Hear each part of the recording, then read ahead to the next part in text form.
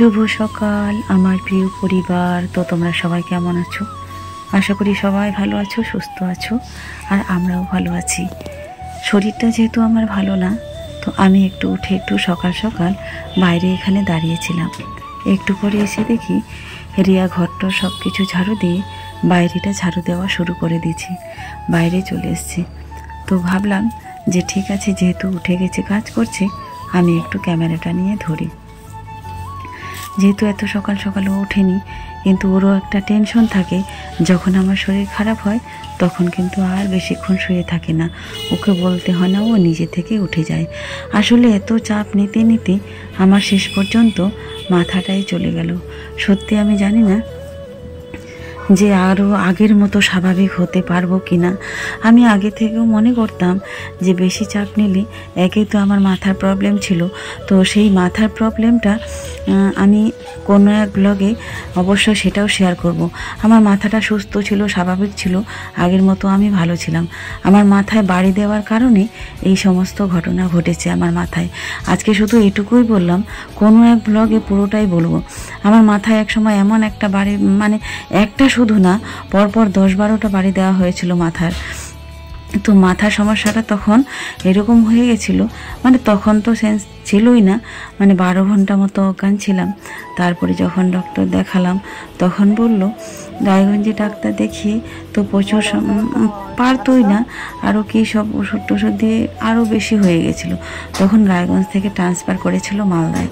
মালদা থেকে সব কিছু সিটি স্ক্যান করার পরে তারপরে রিপোর্টে আসলো যে মানে এত জ্বরে আঘাতটা পেয়েছে যে নার্ভে ঝাঁকি পেয়েছে। আরও একটু ভালোই সমস্যা হয়েছিল। তারপরে গত 1 বছর চিকিৎসা করার পরে তো একটু স্বাভাবিক মতো হয়েছিল। তো যদিও আর আগের মতো সুস্থ স্বাভাবিক হতে পারবো না সেটা বলেছিল, কারণ আমি একটুতেই রেগে যাই শুধু এই মাথার ওই সেই দিনের ঘটনার পর থেকে। তো তারপরে সুস্থ স্বাভাবিক মোটামুটি 7 বছর যখন একান্তে কোনো মাথায় কোনো আঘাত কিংবা সেরকম কোনো ব্রেনটে আঘাত পাইনি, তো মোটামুটি চলাফেরার মতো করে সুস্থ ছিলাম। কিন্তু অতিরিক্ত চাপ নিলে কিন্তু সমস্যা দেখা দিত, প্রবলেম দেখা দিত, অতিরিক্ত টেনশন করার জন্য। তো যাই হোক, মোটামুটি এইরকম করে, কিন্তু এরকম বড় কোনো আঘাত কিংবা ঘটনা এইবারের মতো হয়নি। কিন্তু এই বেশ কিছুদিন ধরে, মোটামুটি সপ্তাহখানেক হয়ে গেল, আমি প্রায় তোমাদের একটু করে সিগন্যাল দিতাম যে অশান্তি চলছে, সংসারে অশান্তি চলছে। হ্যাঁ, এই অশান্তিগুলোর কারণেই আবার সে আগের মতো মাথাটা হয়ে গেল। আমি জানি না কবে থেকে সুস্থ হব। এই যে ভয়েসটা দিচ্ছি, মনে হয় চোখ দুটো আমার একদম বেরিয়ে যাবে এরকম লাগছে, আর যন্ত্রণা তো আছেই। ভয়েসটা দিতে দিতে মনে হয় চোখ দুটো খুলে পড়ে যাবে। মাথা আর চোখ এই দুটো তো জানোই তোমরা, মাথায় যদি কোনো সমস্যা হয় তাহলে চোখ ব্যথা হয়, চোখে হলে মাথায় লাগে, এরকম লাগে আমাকে এখন। তো যাই হোক, সব মিলিয়ে চলে আসলাম এবার রান্নার কাজে। বাচ্চা যদিও স্কুল যাবে না আমার কারণেই, তবে মাঝে মধ্যে মনে হয় আমাকে খুব অপরাধী মনে হয় যে আমার কারণে ওরা স্কুল যেতে পারছে না, পড়াশোনা নষ্ট হয়ে যাচ্ছে, খুব খারাপ লাগে। তবে যাই হোক, মরি আর বাঁচি, আজকে স্কুল পাঠাবো ওদেরকে। যা হয় হবে, ভাগ্যে যেটা লেখা আছে সেটাই হবে। কথায় আছে না, তোমার ভাগ্যে যেটা আছে সেটা কখনোই কেউ কেড়ে নিতে পারবে না, আর তোমার ভাগ্যে যেটা নেই সেটা তুমি যতই জোর করো না কেন সেটা তোমার কখনোই হবে না, কোনো দিনও না। তো সেই রকম হচ্ছে কথা, ভাগ্যে যেটা আছে হবে, কিন্তু আজকে স্কুলে ওদেরকে পাঠাবোই, যা হয় হবে, কারণ পড়াশোনার ক্ষতি হয়ে যাচ্ছে। তো অনেক দিনের এগুলো হচ্ছে পটল ছিল, আর চিংড়ি মাছ এনেছি আজকে। তো ভাবছি আবারও আজকে চিংড়ি পটল করব। ভালোই লেগেছিল সেদিন খাওয়ার পরে। একদিন রান্না করেছিলাম চিংড়ি পটলটা, আর ছিল ঢেঁড়স। তো ঢেঁড়সগুলো দেখি চিকচিকায় বেঁধে রেখেছিলাম, তো ওগুলা পচে গেছে। তো চলো বসে বসে টুকটাক করে অন্তত এগুলো তো করে দিতে পারবো। বসে বসে পটলটা কেটে দিচ্ছি। কদিন হলো বাসন টাসন মাজিনি, কারণ আমি হাঁটতে গেলে না, যখন এইটুকু যাই দেওয়ালটা ধরে ধরে যাই, দিয়ে আমি মানে কখনো মনে হয় মাথা ঘুরে পড়ে গেলাম, মানে কি বলবো, ব্রেক করতে করতে শুধু এইটুকু যাই, এই রাস্তাটুকু যাই।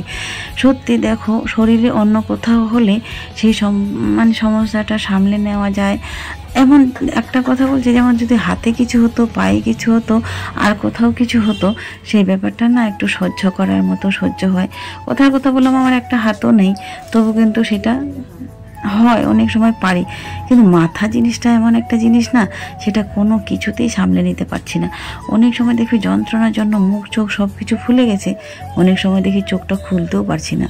পরশু দিনের আগের দিন চোখটা আমি খুলতেই পারছিলাম না, জোর করে খুলছিলাম, চোখটা সবসময় অটোমেটিকলি বন্ধ হয়ে যাচ্ছে।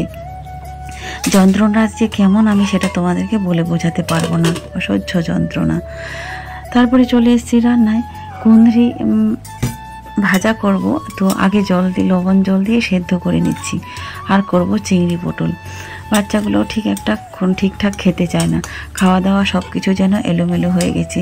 বেশ কটা দিন শান্তিতে ছিলাম, সুখেই ছিলাম, খুব ভালো লাগছিল। এত ভালো লাগছিল যে ভাবলাম যাই হোক, আমি আগের মতো স্বাভাবিক জীবনযাপন করব। দুটো বাচ্চা নিয়ে যে লাইফে খুব হ্যাপি আছে। হ্যাঁ, 3 বেলা খেতে পারিনি, সব কিছু হয়তো পরিপূর্ণ দিতে পারিনি, কিন্তু তবুও দুটো বাচ্চা নিয়ে খুব লাইফে হ্যাপি ছিলাম।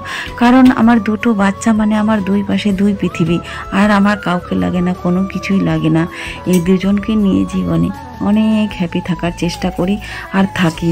দিন শেষে যখন বাচ্চাগুলো রাতে যখন বিছানায় আমার 2 পাশে ঘুমায়, আমিও যখন তাদেরকে বুকে জড়িয়ে নিয়ে ঘুমাই, পৃথিবীর সমস্ত শীতলতা যেন আমার বুকে, পৃথিবীর সমস্ত ঠান্ডা যেন উজাড় করে দিয়েছে আমার মনে। সত্যি বলার মতো আমার কোনো ভাষা নেই। আমি হয়তো এই পৃথিবীতে কোনো দিন নাও থাকতে পারি, হয়তো আমি থাকবো না, কিন্তু আমার এই ভিডিওগুলো তোমাদের পাশে সারা জীবন থাকবে, সব সময় থাকবে, সেগুলো তোমরা দেখতে পাবে। হয়তো এটাও কোনো দিন বলবে, যেমন আলপনা দিদি ভাইয়ের মেয়ে সেদিন চলে গেল, আলপনা রুবি নাকি, হ্যাঁ মনে হয়, ঠিক এখন এই মুহূর্তে মনে পড়ছে না। কারণ কি বলতো, আমার মাথাটাই নষ্ট হয়ে গেছে। একদিন চলে গেল, আমাদের অমিত ভাইয়া চলে গেল, আরমান চলে গেল। সত্যি যারা যারা চলে গেল, তাদের নামগুলা আমাদের মনে সারা জীবন থাকবে, ইতিহাস হয়ে থাকবে এগুলা। যেমন কেন থাকবে না, কারণ ওনারা ছিলেন একজন কন্টেন্ট ক্রিয়েটার।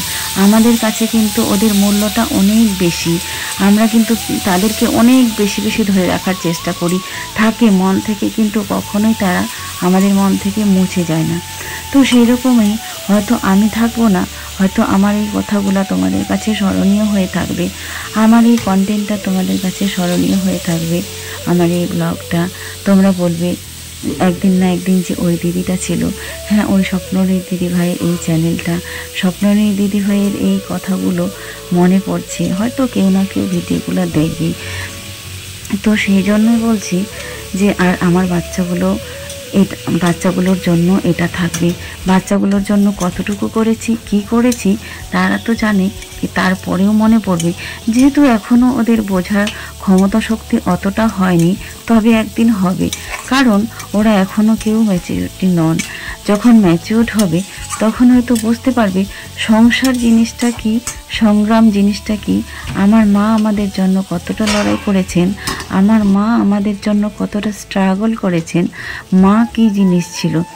কেন এই কথাগুলো আজ মনে হচ্ছে জানেন তো? এই জন্যই মনে হচ্ছে কারণ কদিন আগে একটা মরণব্যাধি রোগ থেকে বাঁচলাম, অনেক যুদ্ধ করে, অনেক লড়াই করে, সবার কাছ থেকে অনেক অনেক কিছু করে। তোমরাও আমার জন্য কম কিছু করনি, যারা ভিডিও নামিয়েছো আমাদের জন্য, আমার জন্য, আমাদের আমার বাচ্চাগুলো, আমার সবার জন্য যারা ভিডিও নামিয়েছিল, তাদেরকে তো বলার আমার কোনো ভাষা নেই। যারা আমাকে হেল্প করেছিল তাদের ঋণ কখনো শোধ করতে পারবো না। যে আমাকে হসপিটাল থেকে বাঁচিয়ে নিয়ে এসেছিল প্রিয়া, তার ঋণ তো আমার কাছে কোনো দিনও শোধ হবে না। কারণ শুরু থেকে না বললেও যে আমার পাশে ছায়া হয়ে এমনভাবে দাঁড়িয়েছিল, তাকে কখনো ভোলার কথাই না। বলতে গেলে এক কথায় সে আমাকে নতুন জীবন দিয়েছে। হাসপাতালের বেড থেকে যেদিন আমাকে ছাড়িয়ে নিয়ে আসে, একমাত্র বড় হাতটা, লম্বা হাতটা তারই ছিল। ওই লম্বা হাতের সাহায্যেই আজ আমি তোমাদের সামনে এই ভিডিওটা দিতে পেরেছি, এই ভিডিওটা উপস্থিত করতে পেরেছি, এই ভয়েসটা দিতে পেরেছি। এর থেকে বড় পাওয়া আর কি হয় বলো? দেখতে দেখতে এদিকে রান্নাটাও হয়ে গেল। আজকে রান্না করলাম হচ্ছে পটল চিংড়ি, তোমরা দেখতেই পাচ্ছ, আর একটা করেছি কুঁদরি ভাজা। তরকারিটা বেশি করে রান্না করে নিলাম, কারণ এটা 3 বেলায় খাবে, মুড়ি দিয়েও খাবে। এবারে হয়তো রাত্রিবেলা ভাত যদি নাও খায়, মুড়ি দিয়ে খাবে, তবে খাবে। একটু রেখে দিব, তুলে রেখে দিব, এটা খাবে। এটা যদি ভালোই থাকে, আর এটা বাকিটা খাবে এখন ভাত দিয়ে, রাত্রিবেলা খাবে মুড়ি দিয়ে। যদি থাকে একটু তাহলে খাবে, কারণ তারপরে দিন তো আর থাকবে না, নষ্ট হয়ে যাবে। তো চলো এবারে হচ্ছে খাওয়া দাওয়া করে নিই, সবাইকে একসঙ্গে দিয়ে দিয়েছি। এখানে জায়গা অতটা হবে না, রাজিয়া বসেছে ঘরে টেবিলে, আর আমরা বসেছি এখানে, কারণ জায়গাটা তো খুব ছোট্ট, তো এখানে 3 জন একসঙ্গে বসা যায় না, যদিও আমরা এদিক সেদিক করে বসি, তাই হয় না। তারপরে খাওয়া দাওয়া সব কিছু শেষে আর আমি ব্লগে আসতে পারিনি, কারণ খাওয়াটাই হয়েছিল আমাদের 4টার দিকে। কারণ এখন টাইমে কোনো কিছুই হয় না, শরীরটা যেহেতু ভালো নেই, শুয়ে থাকছি তো থাকছি, না টাইমে হচ্ছে কোনো রান্না বান্না, না টাইমলি হচ্ছে কোনো খাওয়া দাওয়া। আবার যেন সব কিছু এলোমেলো হয়ে গেছে, জানি না কবে এসব কিছু সুস্থ স্বাভাবিক আবার কবে হবে। হয়তো আমি ভালো হলে হবে, আর যদি আমি ভালো না হই তাহলে হবেই না। হ্যাঁ, তোমরা আবার বলছো যে আমি নাকি চিকিৎসা শুরু করে দিয়েছি।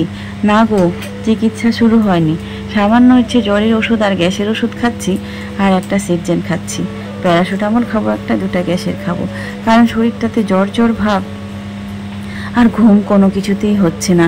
এখন যে শুয়ে থাকবো, কল্পনা জল্পনা ভাবনা সব কিছু মনে থাকবে তো থাকবেই, থেকেই আছে। তাই বললাম এই ওষুধটা যদি খেয়ে যদি শুয়ে যাই, তাহলে অন্তত রাত্রিটা যদি একটু ঠিকঠাক করে ঘুমটা হয়, তাহলে একটু ভালো লাগবে, সকাল সকাল আবার উঠবো। এই জন্য ওষুধটা খেলাম, না হলে খেতাম না। সামান্য একটু জ্বরজারি হলে যদিও আমি ওষুধ খাই না।